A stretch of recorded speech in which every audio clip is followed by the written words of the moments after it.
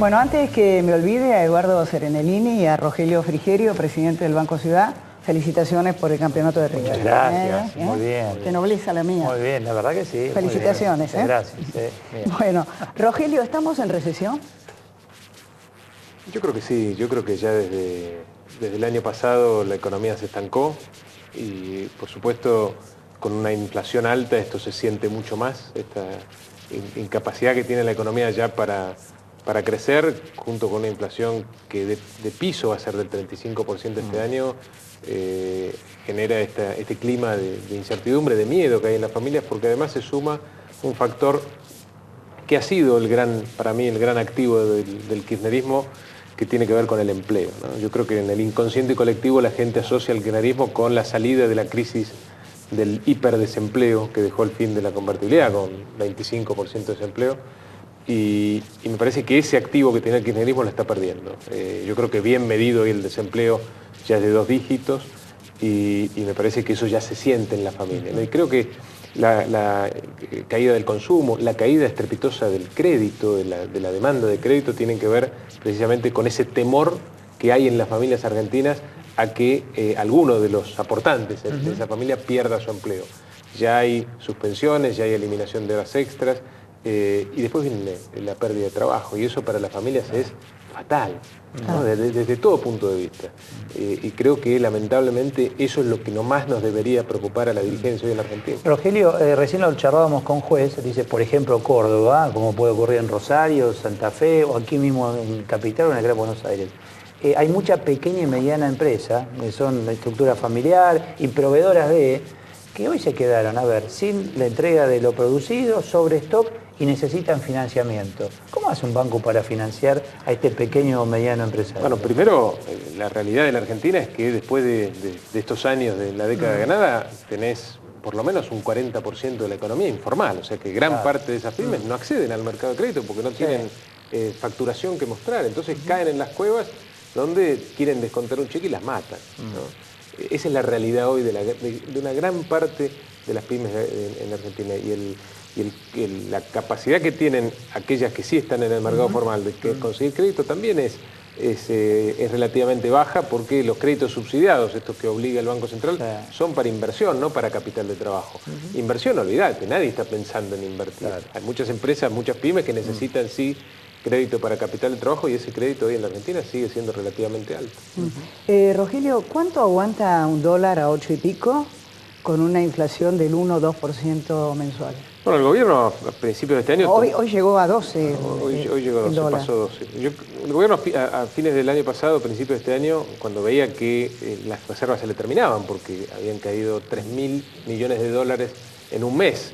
Si vos tenés 30.000 millones de dólares, en 10 meses, si se mantenía ese ritmo de caída de reservas, se terminaban las reservas. Y en la Argentina, cuando se terminan las reservas, se termina el gobierno también. A partir de ese diagnóstico, tomaron algunas medidas intentando generar esta paz cambiaria que sostiene el dólar oficial en 8 pesos. Pero eso no es gratis. Eso tiene claramente un impacto muy fuerte en el nivel de actividad. Enfrió la economía.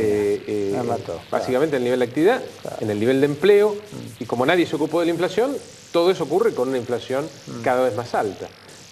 Así que ese cóctel es bastante, desde el punto de vista social, es muy preocupante. ¿Cuánto puede durar? Bueno, hay que ver qué pasa con los dólares. Este gobierno sigue teniendo la suerte de prácticamente toda su gestión.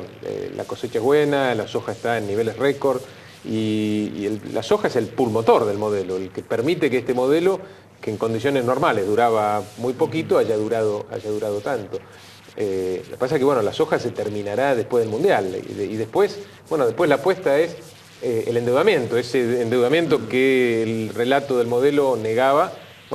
Tendría que venir después del Mundial para tener ese puente de dólares que este modelo necesita. Hay que ver qué pasa con eso. El gobierno tiene clara o manifiesta incapacidad de gestionar, y para conseguir esos dólares en el mercado voluntario de deuda tienen que hacer gestión, y en eso obviamente hacen agua. En estos años de consumo, producción, llámalo crecimiento, pero no desarrollo. Sí, bueno, a ver. El desarrollo acá no. Tengamos en claro. cuenta, esto es lo de siempre, ¿no? A ver. ¿Qué país hoy, en estos últimos 10 años, en el hemisferio sur no creció? Ninguno. Y la mayoría creció mucho más que la Argentina, ahora que revisaron. Y con baja inflación. Y con baja inflación. Todos crecieron. La mayoría creció más que la Argentina. Y solamente 2 o 3 países del hemisferio sur tuvieron inflación. Uno de ellos fue la Argentina. Venezuela. Entonces, evidentemente algo pasó que los países de esta parte del mundo tuvieron beneficios, ¿no?, que algunos supieron aprovechar, y lamentablemente la Argentina, como otras veces en su historia, pero nunca como esta, porque esta fue, si se quiere, la oportunidad más importante que tuvo la Argentina en su historia, esta vez también la dejamos pasar. Rogelio, ¿qué Argentina económica crees que puede dejar este gobierno al próximo gobierno? ¿Puede dejar gran gasto público, inflación? Bueno, el gasto público más alto de la historia, con, yo creo, la ausencia del Estado más notoria en la historia de la Argentina, la presión tributaria más elevada también de la historia. Vos decís la ausencia de Estado más notoria, el kirchnerismo cree que nunca el Estado funcionó mejor que ahora. El Estado está ausente en la vida de los argentinos. Los argentinos sentimos que no hay un Estado que nos cura, que nos educa, que nos cuida, que nos protege, que está regulando lo que tiene que regular. Creo que está claro que los argentinos sentimos una ausencia del Estado, paradójicamente, con el gasto público más alto de la historia. Acá hay mucho gasto público, no hay Estado. El Estado no está. El Estado no lo vemos los argentinos. Sí vemos gasto público.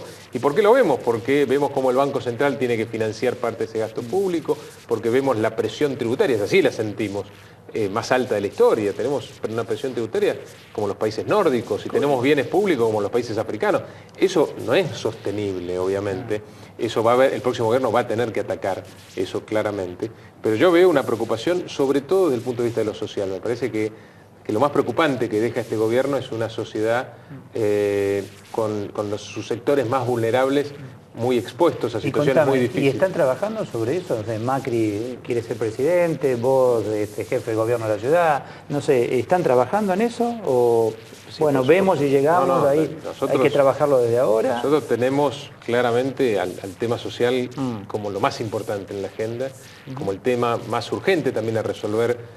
Si nos toca, como creo que va a pasar, ser gobierno en el final del 2015, creo que eso tiene dos variantes. La primera es contener a gran parte del pueblo argentino que está bajo la línea de pobreza o bajo la línea de indigencia. En la Argentina, 1 de cada 3 argentinos es pobre, 1 de cada 10 argentinos se va a dormir con hambre. Esa es la realidad que existe hoy en la Argentina. Los jubilados ganan, la mayoría de los jubilados ganan 2.700 pesos por mes. Y la línea a moto, a comprar moto. La línea de pobreza, de indigencia, es decir, la canasta de indigencia de la Ciudad de Buenos Aires son 3.800 pesos y los jubilados, la gran mayoría de los jubilados gana 2.700 pesos. Esa es la realidad hoy de la Argentina. Por supuesto que eso tiene que estar primero en la agenda, en lograr de alguna manera contener ese problema social y por supuesto por el otro lado generar las condiciones de desarrollo económico que puedan revertir este proceso de empobrecimiento de la sociedad. ¿Se puede salir del cepo? Sí, por supuesto. El cepo es una cosa que ocurre solo en la Argentina. A ver, en el mundo sí hay algo que sobra. Pero están las condiciones técnicas y políticas. No hay duda, con un gobierno con gestión, con un gobierno con capacidad, esto no puede ocurrir. El cepo no es que está en todos lados. Hoy, si hay algo que sobra en el mundo, hoy son los dólares. Solamente faltan acá en la Argentina.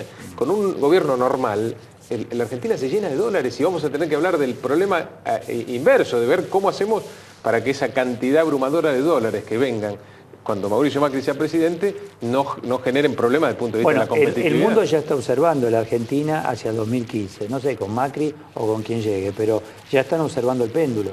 Dice, vamos a Argentina porque ahí está, futuro hay. Hay muchos inversores Digo, que para dar un poco de esperanza a la gente. Por supuesto, hay que darle esperanza porque el futuro para la Argentina es muy promisorio. Hay muchos inversores que están esperando una excusa de la Argentina para venir a invertir. Por supuesto que el gobierno le da excusas para no venir, pero si viene un gobierno serio, con gestión, con una imagen internacional, este proceso de desinversión, de falta de dólares, se revierte rápidamente. Por supuesto que el deterioro social, el deterioro cultural de la Argentina va a llevar más tiempo de revertir. Pero la falta de dólares no es un problema que deberíamos preocupar. Rogelio, gracias por haber estado con nosotros. Gracias por la invitación. Bueno, Eduardo, ¿querés enterarte cómo va la carrera del 2015? Sí, claro. Vamos. Pausa.